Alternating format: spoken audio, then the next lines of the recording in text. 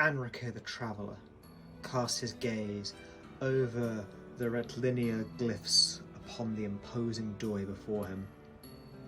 They regaled their onlookers with Scathect's power and prestige, arranged in dialectical clusters common to the kingdoms in this region of the galaxy, but subtly to those of Fyria, used throughout the chambers of Anrakyr's own ship. The physical glyphs were augmented with layers of energetic inscriptions visible only to Necrons.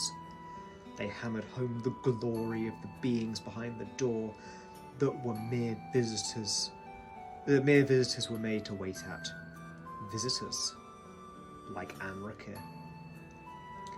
Custodes, his royal warden, shifted position behind him, an echo of the irritation the traveller himself felt at being kept waiting now.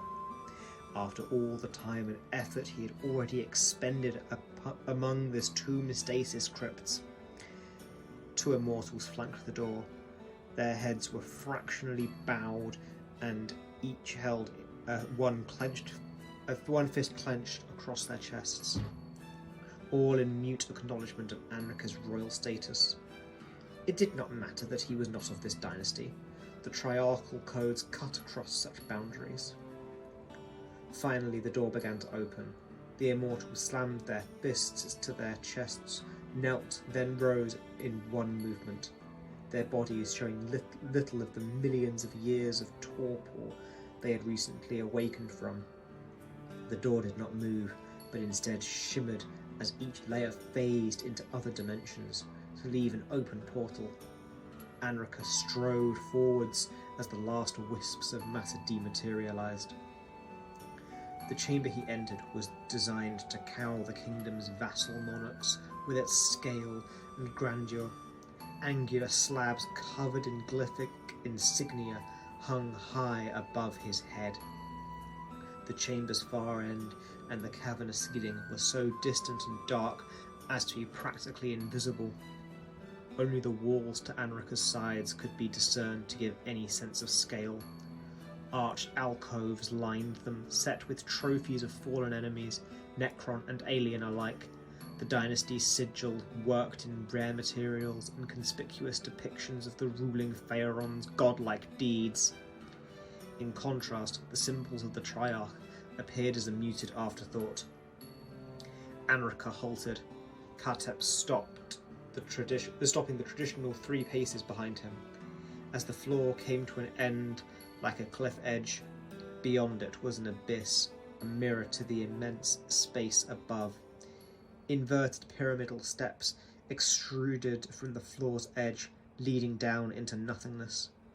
Without hesitation, Anrakyr stepped onto each as it formed. A dais rose from the dark to meet his foot from the final step. As the dais bore him away from where Custodes kept vigil, Anrakyr stood rigid with his war scythe lowered in a ritualized stance of respect. The abyss yawned beneath him, lit in its depths by lights that came and went or swam on serpentine paths. Other daises became visible like islands as he neared them, upon which awaited the nobility of the Scathect dynasty. Their platforms were far larger than the one that bore the traveller. Each differed in size and shape, its proximity and angle to its neighbours, and its relation to the central dais of rulership. To Anrakyr, each of these subtleties described the organisation of the court. Who was in favour or out of it? Who was holding forth an open dialogue or ceding the stage? Who sought the influence of others or claimed it? Most of the nobles stood tall and imperious. A few had awoken with failing bodies. They were awkwardly hunched or leant on supporting staffs. Some twitched with neural tics. 2 overlords in prominent positions, 2 lesser lords accompanied one of them. A dozen other nobles occupied solitary positions. The most senior cryptech hung back like a shadow behind the primary throne. The dais of rulership was poised central to all, however, hovering on thrumming suspensors higher than any. The majestic throne upon it, however, was empty. Flanking the throne was a lesser seat, on whose noble occupant Anrakyr fixed his entire attention. The Regent gazed back with apparent disinterest. Anrakyr's dais slowed and halted. The location satisfied the code according to his status, but only just. It was merely another move in the game of ritualized honour and offence, the dance of ego and primacy. One of the overlords floated forward on her elaborate platform. Her dais stopped before it obscured Anrakyr's view of the Regent. She raised a hand, slid one metallic foot a fraction. Her posture was tinged with regional accents, but it was unmistakably one of the forms of regal acknowledgement. With senses he had not possessed before by a transference, Anrakyr perceived halos of glowing glyphs around her form. He fractionally lowered one shoulder in a rite of response. "The honoured lord," the Overlord intoned, "once of Furia, is welcomed in the court of his immortal majesty, Fair Thecrist. While his majesty attends to greater matters, his regent, the Custodes, accepts the lord's request for audience." The Overlord glared at Anrakyr, signalling the end of her declaration and the invitation for him to speak. In the same fluid somatic gesture, "Attends to greater matters indeed," Anrakyr thought. All here knew the Pharaoh remained bound in his stasis crypt, not yet awakened. The Overlord was attempting to veil her lord's vulnerability through a mix of loyalty and pride.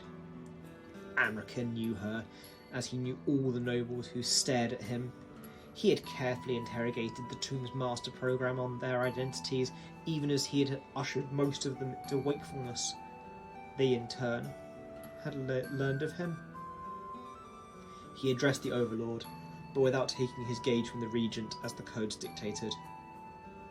"Honoured Lord of Scafect," he began, opening a hand and causing a glowing glyph to appear above it in the senses of the other nobles to signify his polite inclusion of them. "It has been a privilege to spend so long in such a glorious realm as yours. That so storied a lineage suffered the indignity of the vermin I beheld on your crown world's surface was a crime. It was an honour to extinguish them, yet less so than that of initiating your awakened. Our gratitude is accepted." The Overlord tersely cut the traveller off. Anrakyr angled his head in acknowledgement. He also detected a seething aura of resentment from the senior cryptech at his mention of a crime. They all knew he referred to the inaction of the Tomb's canoptek construct in enabling the infestation. "Just so." Anrakyr's tone hardened. "It is to aid such endeavours that I request a tithe, soldiers and material. As base as the vermin of your world were, they were not without teeth. My soldiers can be repaired, given time. But there are dynastic realms out there that do not have the time." "Vagrant beggar!" snapped one of the lords. Anrakyr ignored the outburst. The Regent did not turn to look either. "Request?" fumed the Overlord. "None of the Triarch make requests of Scafect. You have wiped a meagre stain aside. We endured the war. We cast down kingdoms that sought to engulf us, abomination whose like we eradicated from existence." At the corner of his vision, Anrakyr saw another Lord Deus hover close to the Overlord's. With an impatient flick of the hand, she bid him talk. "The Traveller is not what they call you. The Lord sneered. "The nomad who abandoned his own realm. You stoke unrest and anarchy. With one hand you would weaken us, with the other hand hold open the doors to the jealous and spiteful we have long held down." Anrakyr let him speak. The host's prerogative to insult and chastise, not one he was disposed to disrupt. "A master-class brigand I name you, a scavenger who pecks at sleeping giants. The Scafect soldiers are its own property, traveller. The arks and barges in its vault are his majesty's treasures and none others." His eyes still on the Regent, Anrakyr stepped slightly forward in a stance that emphasised the intensity blazing from his ocular lenses. "Parochial small-mindedness," he spat. "My works are greater than your dulled cortexes can process. Your rivalries, your possessions, your rights under the Triarch, all are naught before my duty. Our kingdoms have slept, as filth grew upon them like a mould." The Lord made to erupt in another insult, but Anrakyr thrust his hand towards him. The Lord stiffened in confusion, unable to speak as Anrakyr's control of his linguistic protocol robbed him of all words. The Regent stirred, leaning forward from his throne. "How dare you assault one of the Scafect in His Majesty's court?" His voice was low, menacing and measured, suddenly far removed from the decadent role he had been playing. "You are an arrogant cur, traveller. You claim your works are for the strengthening of all. You invoke the name of the Silent King, and then commit this unforgivable breach of civilized conduct. You overreach." Now he had the Regent's full attention. Anrakyr made his request plainly, shorn of civility. "The Master's program of this tomb is growing dormant as its duties are taken up by other systems, as rule is reclaimed by those who are waking. That has made it weak." Anrakyr saw the data auras of the nobles surge with indignation. "I have spent a great many cycles with your star in communion with it, helping this kingdom. My will is entwined with it. Your Pharaon, Thechrist, still sleeps because I have decreed it. His immortality is in my hand." Anrakyr raised his hand, long fingers splayed. Slowly he closed them. "And I can crush it with a thought." The traveller detected the senior cryptech make panicked interrogations of the tomb systems and confirmed to the aghast nobles. "Are you worthy enough to have expended my precious time and effort?" Anrakyr asked. "Is your dynasty worth saving, or are you little more than the stain I eradicated? Cede me what my works require, or devolve into fragile anarchy, and I will take what is due."